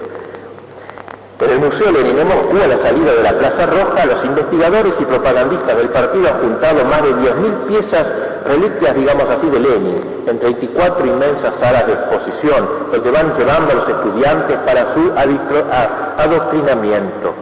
Cada ciudad tiene su Museo Lenin. En el fondo de Siberia hay una cabaña en que se supone que Lenin vio la luz, etc. Ese culto de Lenin, del santo del hombre soviético, alcanza su apogeo el 7 de noviembre, fecha de la revolución. Esa tarde 6.000 miembros de la élite soviética se reúnen en la sala de congresos del Kremlin, con los solistas de la ópera, que cantan himnos, toda una liturgia de que lo haremos enseguida. Así que entonces ellos tratan de crear un santoral, es decir, arquetipos, ejemplaridad. El mismo Khrushchev en sus memorias, o presunta, no sé bien, porque un libro que se publicó bajo el nombre Khrushchev recuerda, dice así en sus memorias: las personas religiosas acostumbran a hablar de los santos apóstoles, pues bien, por el modo en que vivía y por la manera en que impresionaba a los demás, Ho Chi Minh, aunque sea de otro país, pero la idea de que ellos buscan un santo, era como uno de esos santos apóstoles. Fue un apóstol de revolución. Nunca olvidaré el aspecto de sus ojos, la manera como su mirada brillaba con un tono especial de sinceridad y pureza. Era la sinceridad de un comunista incorruptible y la pureza de un hombre entregado en idea y en obras a la causa. Cada una de sus palabras parecía subrayar su creencia de que todos los comunistas son hermanos de clase. Ho Chi Minh fue realmente uno de los santos del comunismo. Y entonces hay un santoral que proponen de modelo. Hablamos asimismo allí de la liturgia soviética. Stalin, con su afición de ex seminarista que le había dejado bastantes restos en su subconsciente, digamos así, la terminología religiosa, llamó un día al manifiesto comunista de Marx de 1847, ¿cómo lo llamaba? Es el cantar de los cantares del marxismo, decía él, lo llamaba, ¿no es cierto? O sea, la obra nupcial, digamos así, como el cantar de los cantares de la Biblia, o sea, lenguaje religioso. Y él gustaba de la dramaturgia, aunque fuese la dramaturgia del terror. Fuerte con sus recuerdos de seminario, obró para que las reuniones del partido se realizasen en forma de un diálogo antifonario, como dos coros, bien reglamentados entre él y su claque. Stalin, por ejemplo, sugería moderación con los enemigos del partido. Seamos buenos, no lo castiguemos. Y la claque insistía, muerte, severidad. Era toda una especie de liturgia que ya se había organizado así. Pero hubo algo mucho más interesante que esto, y es que el intento de crear nuevos ritos. Es decir, el marxismo intenta crear una nueva liturgia, persuadidos de que la gente es menos atraída por la fe que por los ritos, sobre todo en Rusia, que hemos visto tanta importancia que tiene el culto, los responsables del ateísmo científico, como se llaman, tratan de hablar no solamente sobre la razón, sino también sobre la belleza, sobre las emociones. Y esto ya viene de lejos. Según Trotsky, el poder obrero, dice textualmente, ha explicado a los ciudadanos que tenían derecho a nacer, casarse y morir sin recurrir a las prácticas mágicas y a los cánticos de individuos vestidos con sotana y otros ropajes sagrados. O sea, el poder marxista le enseñó a vivir así, sin sotanas a los soviéticos, sin necesidad de sotanas para casarse ni para matrimonio ni nacer. No obstante, Trotsky comprendía muy bien que no bastaba con otorgar el derecho de prescindir de la religión, era necesario obligar a convencer a la gente para que no creyera, y por eso esa campaña de persuasión comprendía la creación de un ersatz ateo, un sustitutivo ateo. Lenin estaba seguro de que el teatro podía reemplazar a la liturgia ortodoxa. Trotsky propuso medidas concretas para usar el teatro en la propaganda antirreligiosa. La recuperación de los ritos religiosos fue, pues, un primer paso hacia la creación de un ritual comunista, un libro de ritos de los comunistas. Se organizaron bautizos comunistas, bodas rojas, pascuas rojas. Se instó intensamente a los ciudadanos para que cambiaran de nombre, como señal de renacimiento en el seno del mundo nuevo. En las oficinas matrimoniales se exhibían las listas de nombres recomendados, que nada tenían de común con el calendario antiguo, tradicional, religioso. Por ejemplo, en una ciudad se aconsejaba bautizar así a las chicas. Horrible los nombres, muy cursi. Atlántida, Industria, en vigorosa sería Isis. La Traviata, pobrecita, ya la preparaban para eso. Y a los niños, Esmeralda, porque en ruso es masculino, Esmeralda. Genio, Singapur también. En fin, se recomendaba una lista de nombres que no tuviese nada que ver con la tradición cristiana. Trotsky evocó con manifiesta satisfacción la popularidad de nombres como Octobrina, una rubia chiquita Octobrina, la Revolución de Octubre, la Revolución Soviética. O también Ninel, que es Lenin al revés, esto parece lunfardo, ¿no? Ninel, Lenin, ¿no? Bueno, o sea, todas las letras al revés, Ninel. Y Rem, otro nombre compuesto con las iniciales de los vocablos rusos que significaba revolución, energía y paz, Rem. Es decir, entonces también cambiarse los nombres, era parte de los bautismos. En 1964 se celebró una primera conferencia para todo el país consagrada a los ritos socialistas, seguido 15 años después de la segunda conferencia. Se había logrado en estos años elaborar una teoría de los ritos socialistas y se declaraba tarea primordial del Estado elaborar esto. Se celebraban así ritos de invierno, de verano, de las cosechas, el primer surco, la entrada en servicio en las fábricas, las victorias obtenidas en la competición, las bodas, la entrega del primer pasaporte, etc. Sobre todo, el principal ritual era en torno al mausoleo de Lenin. Fue de parte de Stalin la primera tentativa de restaurar un elemento ritual en la vida rusa cuya ausencia había sido tristemente sentida por el pueblo después de la destrucción del trono y del altar. El 7 de noviembre, aniversario de la Revolución, y el 1 de mayo, el partido hace de la Plaza Roja un enorme escenario natural para el desfile, hemos visto a veces en la televisión, en el cine. Los retratos de Lenin y de los dirigentes que están todavía en vida, generalmente todos con 10 o 15 años más jóvenes que la realidad suelen estar, son blandidos y paseados por la plaza. Son como los iconos de los santos que eran llevados antes en las procesiones religiosas en la misma Plaza Roja en los siglos pasados. Es frente al mausoleo de Lenin donde los cosmonautas acuden a inclinarse antes de emprender el vuelo al espacio. Los recién casados van allí después de la ceremonia y los pioneros para prestar juramento de fidelidad al socialismo. La segunda conferencia de ritos comprobó con satisfacción los progresos en la edificación de monumentos conmemorativos. Los creadores de ritos soviéticos consideran que cualquier monumento desencadena en todo hombre soviético un reflejo condicionado y le inspira una plegaria de acción de gracias, incluso inconsciente, dedicada al Estado soviético. Algunos de los nuevos ritos instaurados estuvieron destinados a reemplazar las ceremonias religiosas por fiestas soviéticas intencionadamente fijadas en las mismas fechas. Así la fiesta de invierno en el momento de la Navidad o las fiestas del abedul rojo en lugar de la Trinidad. Asimismo el casamiento se hace todo con una ceremonia religiosa. Suben los que se van a casar al palacio de casamientos, lo espera una especie de diaconisa toda con un alba, con una música, lo hace subir arriba con los cuadros de Lenin, en fin, se prometen la fidelidad, muy parecido al matrimonio, se ponen coronas como en el matrimonio ortodoxo, etc. Lo esencial es la instauración, pues, de ritos soviéticos. La fiesta de la juventud soviética, organizada en Ucrania, sobre la base de la tradicional fiesta de Iván Kupala, recogía todo el ritual de esa fiesta tradicional, pero con un matiz elocuente, que al término de esa fiesta se desplegaba sobre el lago, muy alto en el cielo, una inmensa bandera roja, donde se destacan las letras de oro, ¡Viva el comunismo! La creación de ritos, pues, es algo importante, ha adquirido un carácter organizado, hay una comisión planificada y burocrática. Cada república tiene su comisión de ritos y de fiestas, verdadera congregación inspirada en la del Vaticano, en la congregación de ritos, de cultos. La forman etnógrafos, sociólogos e ideólogos. Todo es bueno con tal de atraer público a estas nuevas fiestas, donde se fomenta ampliamente el comercio de alcohol también. Lo esencial es iniciar a la gente en estos ritos nuevos, crear costumbres, encerrar a los seres en el círculo mágico de la mitología soviética. Hablamos aquí también de la escatología soviética. Dentro de la religión ocupa un lugar importante la escatología. Escatología es el fin de los tiempos, o sea, la religión señala de que va a haber un fin de la historia. Siguen siendo los mismos los rasgos característicos de ese cristianismo ateo pero ruso, el rasgo joánico, el rasgo escatológico, el rasgo mesiánico. Hay un pueblo al que es preciso salvar y a tal fin evangelizar, un pueblo al mismo tiempo redentor y redimido. Hay un juicio final y una sentencia que ejecutar contra los malos que deberán ir al fuego eterno. Hay un mundo que destruir y del que nada habrá de subsistir, pues los últimos días han llegado con el marxismo.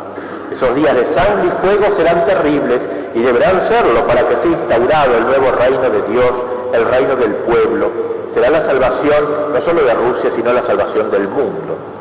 La teoría marxista del Zusammenbruch, que dicen los alemanes, es decir, de la catástrofe, de la destrucción de la sociedad capitalista, es la fe en el juicio final.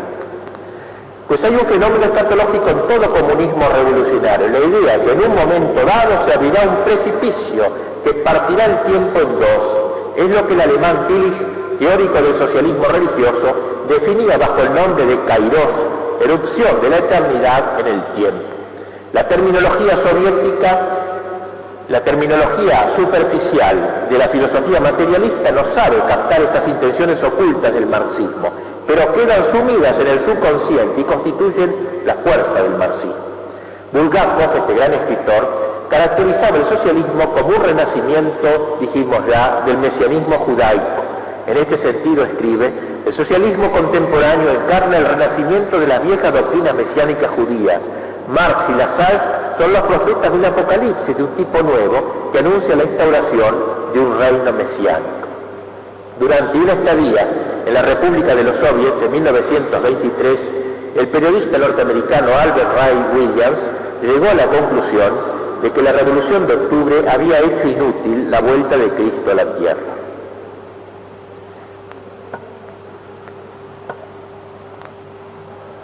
Hablamos aquí de la ciudad del hombre en el penúltimo punto de esta última conferencia. La frase de Marx puesta sobre un edificio de la Plaza Roja, la religión es el opio de la vida o del pueblo, implica todo un desafío. Un sistema estrictamente social hubiera podido quedar neutro en el terreno religioso. El comunismo, semejante en esto a otras religiones, lleva en sí una ética integral, quiere resolver las cuestiones fundamentales que plantea la vida. Como vimos, tiene sus dogmas, su catecismo y posee hasta un culto en embrión. Y por último se dirige a las almas para entusiasmarlas e inspirarles el placer del sacrificio. Contrariamente a otros partidos políticos, exige de sus miembros una adhesión, hemos visto, que abarca la totalidad de su concepción del mundo. Pues bien, la actitud del socialismo hacia la religión no tiene nada de la indiferencia o del escepticismo occidental, hemos afirmado. El término de ateísmo no conviene casi a los socialistas e induce error. Más bien habría que hablar de teófobos o de teofobia, o sea, de odio a Dios. Teofobia sería más justo que ateos. El socialismo alimenta frente a la religión un sentimiento de odio. El lugar que ocupaba antes la religión, dijimos, no quedó vacío, un nuevo habitante allí se instala, es de allí, no de otra parte, que brota este fermento social del socialismo y por vía de consecuencia el rol que es llevado a jugar en la historia. El hombre marxista es el hombre que crea la ciudad del hombre, que hemos puesto así ese título, la ciudad del hombre con mayúscula, ciudad del mundo, cuyo príncipe es Satanás. Hay en la doctrina de Marx, a eso hemos aludido anteriormente.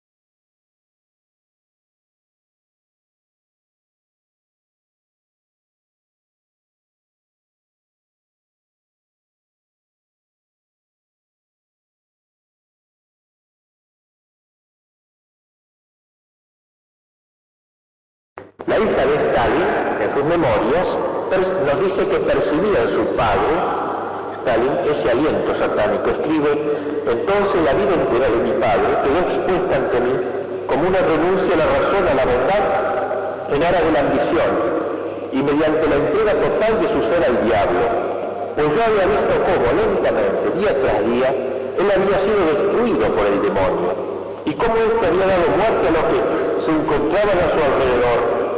Había sido hundido en el abismo negro de la mentira, de la locura y el orgullo, y en este abismo había terminado por morir. Terrible esta frase de la hija de Stalin.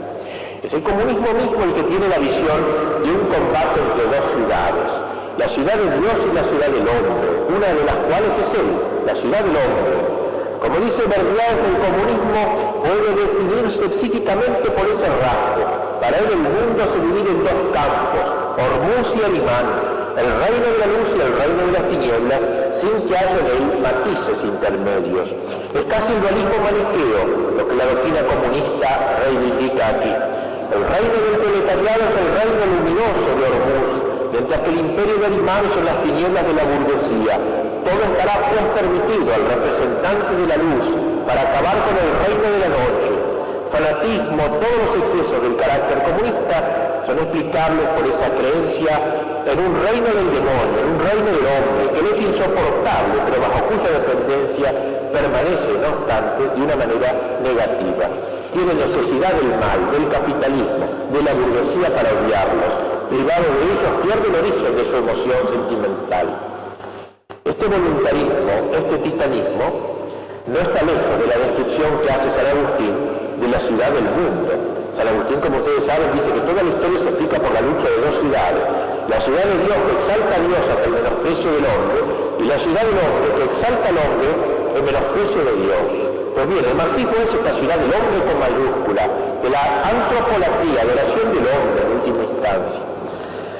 Y por eso decimos que este voluntarismo soviético no es muy distinto de la descripción que hace San Agustín de la ciudad del mundo, la exaltación del hombre hasta el menosprecio, la destrucción de Dios.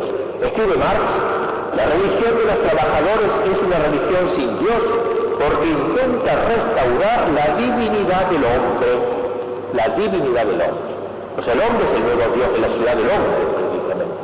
Y por eso la exaltación que hace el marxismo de los personajes titánicos, como Prometeo, que roba el fuego a los dioses. Ese deseo frenético de forzar las zonas prohibidas, el Prometeo de Esquilo, el Edipo de Sófocles, el Fausto de Goethe, los mismos Zaratustra, Krylov, Nietzsche y Dostoyevsky, y tantos otros pertenecen a esa familia de la ciudad del hombre. En la exaltación del hombre, seréis como dioses, conocedores y conquistadores del paraíso. Lo que se busca, pues, es centrar todo en el hombre. Un autor, Frank, califica el socialismo revolucionario de religión de la felicidad del pueblo, de religión al servicio de los intereses materiales, es decir, lo que Cristo dijo de las malaventuranzas. Luego de decir las bienaventuranzas, bienaventurados los pobres de espíritu, el marxismo es la exaltación de la mala aventuranza. Bienaventurados los ricos, los que arriba en este mundo, los aplaudimos. El enemigo fue mortal de la ciudad de Dios. Pero ojo, que el enemigo real del comunismo, mucho más allá de la burguesía y del capitalismo, es el cristianismo. El representante de la exaltación de Dios, precisamente, y el menosprecio del hombre. El espíritu antirreligioso y anticristiano Eugenio Verbier inspiró la enseñanza de Marx y constituyó su pasos interior, su leitmotiv. El marxismo es más contrario al cristianismo que el capitalismo, pues deriva enteramente del capitalismo. Está contaminado por su espíritu y se mantiene a su misma altura. En realidad el socialismo marxista tiende a reemplazar no tanto al capitalismo cuanto al cristianismo. Tiene sus pretensiones religiosas, dijimos, detesta la religión y pretende sustituirla. Es la rebelión del reino terrenal y humano contra el reino de Dios, el reino celestial. Por eso son dos ciudades, dos banderas, dos señores, nada pues de cristianismos socialistas o de socialismos cristianos, como ahora se pretende a veces. Hablando ante socialistas y comunistas franceses en 1843, decía Engels, uno de sus axiomas favoritos de estos católicos cristianos pasteleros que querían ser socialistas y cristianos a la vez, uno de sus axiomas favoritos es el cristianismo es el comunismo, dice Engels. Pretenden demostrarlo con citas de la Biblia, con el estado de comunidad en el que se dice se vivían los primeros cristianos, etc. Pero todo esto demuestra únicamente que estas bellísimas personas no son precisamente los mejores cristianos, aunque se lo crean. Pues si lo fueran, conocerían mejor la Biblia y descubrirían que si algunos pasajes de ella pueden ser favorables al comunismo, el espíritu general de esta doctrina le es con todo totalmente opuesto, así como cualquier medida racional. Y Lenin se encargó de mostrar esta total oposición e incompatibilidad entre comunismo y cristianismo. Lenin que decía esta terrible frase, toda divinidad es un lugar de fornicación con un cadáver. Me parece que quepa diálogo con un hombre que diga esto. Los ensayos de fusión de cristianismo y de socialismo le daban asco a Lenin. Lenin odiaba la palabra misma de religión y se opuso violentamente a que se considerara el socialismo como una religión. Sin embargo, por esas paradojas puso ser un espíritu religioso, si bien invertido. Contrariamente a Stalin, que detestaba a los sacerdotes porque eran corruptos, Lenin no alimentaba ningún resentimiento ante los sacerdotes corruptos, porque estos eran fácilmente dominables. Los hombres a los que temía y odiaba y persiguió fueron los sacerdotes virtuosos. Los sacerdotes más puros eran los más peligrosos, decía Lenin. Era como si Lenin reconociese en el hombre cerca de Dios el mismo celo y el mismo espíritu que lo animaban a él y que esperaba despojarlo de ello para hacerlo formar en su propia causa. Por eso decimos antiteísmo, no ateísmo, antiteísmo, la ciudad del hombre en rebelión contra la ciudad de Dios. Cuenta un testigo de los que rodeaban a Gorky, entonces próximo a Yagoda, que fue el jefe de la GPU, que en su feuda de cerca de Moscú, en la antesala del baño, Yagoda había colgado iconos, especialmente para que él y sus compañeros, desnudos, descargaran contra ellos sus revólveres. Después pasaban a bañarse. Este carácter religioso, pues, o mejor, antirreligioso del comunismo, es lo que le da cierto atractivo. Lo pone en ese nivel de lucha teológica.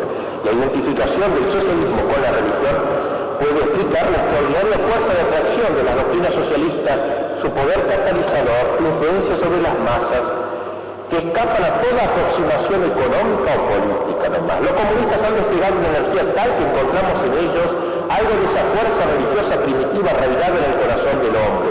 Son las energías religiosas del alma que se han puesto al servicio de Satanás, de una ideología atea. Ponemos por último la sovietidad, la palabra que invento yo, ¿no? O sea, es para, como así como decimos, cristiandad, ¿no? Que sería el influjo del cristianismo, la integración cristiana de la sociedad del orden temporal. Podemos hablar de una sovietidad, es decir, la ideología y la cosmovisión soviética que crea una anticristiandad, sovietidad, en ese sentido. El socialismo es la consecuencia del ateísmo en el campo social. El socialismo tiene por fin organizar la sociedad sobre principios nuevos que ilustran, por ejemplo, el comportamiento instintivo de los animales, la organización del panal y y del hormiguero, como dice el ruso Shafarevich. La URSS proclama una nueva cristiandad invertida, por eso lo llamamos sovietidad, sobre la base de la concepción materialista de la vida.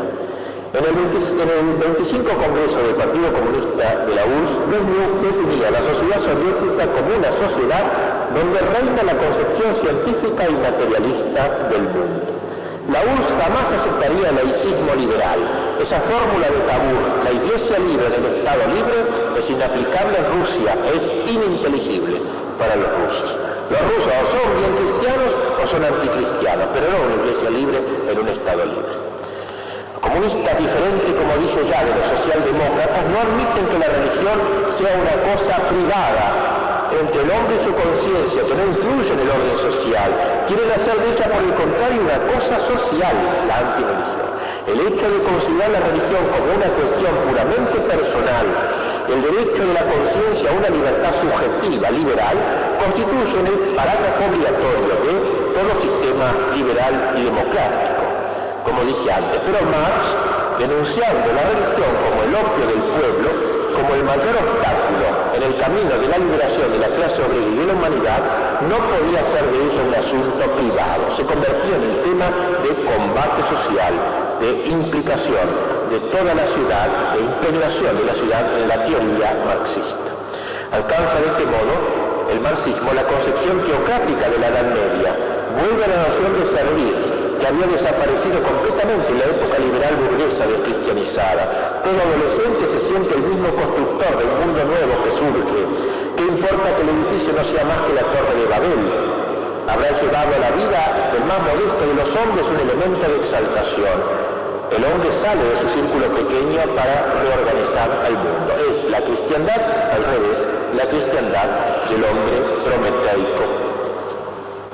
Terminemos ya esta conferencia, segunda parte de la conferencia. Insiste mucho Verdiaev, del cual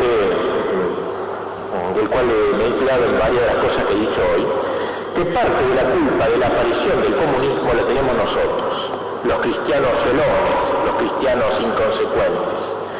Uno de los filósofos más admirables del siglo XIX, Vladimir Sologiev, dice Verdiaev, escribía: para vencer la mentira del socialismo hay que conocer su verdad.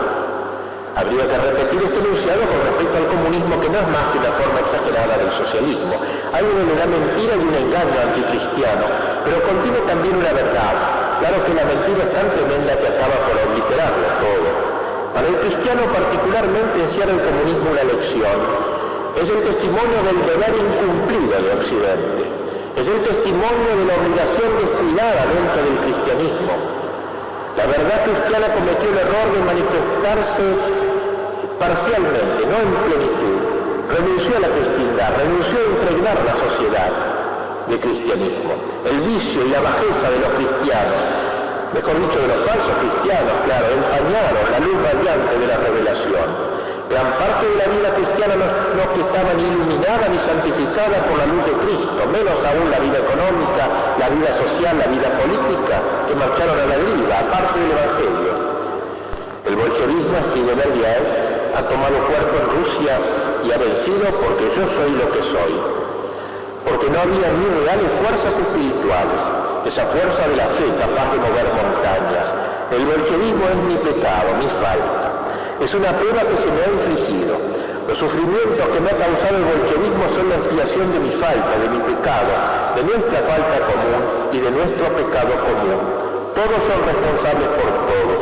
Solo esta manera de vivir y concebir una revolución puede ser mirada como inspirada por la religión. Solo ella aporta una luz espiritual. La revolución rusa es el destino del pueblo ruso y el mío, el rescate y la expiación de vidas por el pueblo y por mí. Por tanto, con esta una última frase de Verdiaev doy por terminada esta conferencia. Digamos solamente como un colofón que el comunismo, por ser precisamente así una religión invertida, está de alguna manera más cerca de la conversión que el hombre apático de Occidente que no cree en nada. Porque, como decía Kierkegaard, por lo menos el que peca mortalmente se pone en una relación con Dios. que el hombre que ignora en su vida el pecado, en el sentido de que ha perdido el sentido del pecado. Uno puede estar en la relación con Dios, en la relación de la gracia, de la unión con Dios, pero puede estar en relación con Dios negativa, por el odio a Dios.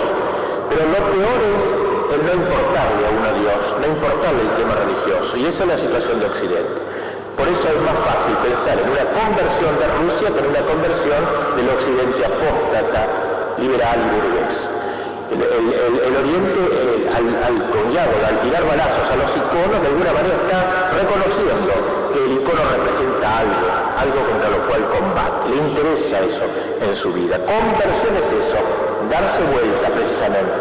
San Pablo fue convertido de perseguidor de los cristianos en el momento que iba a perseguir en el apóstol. Es, como decía Volkov, creo que le cité esta frase en otra ocasión, este gran novelista contemporáneo, Vladimir Volkov, decía, hablando de un tema más concreto de la libertad, decía, yo pienso que la verdadera libertad va a brotar no de la opereta democrática, sino de la tragedia soviética. O sea, el mundo soviético ha llevado las cosas a un campo, a una tragedia, a una situación, digamos, de jugarse caro seco, caro cruz todo.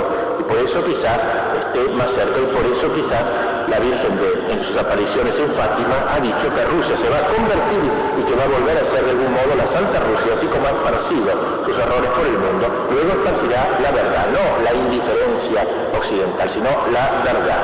Ahora esparce la mentira, luego esparce la verdad. Bien, eso es.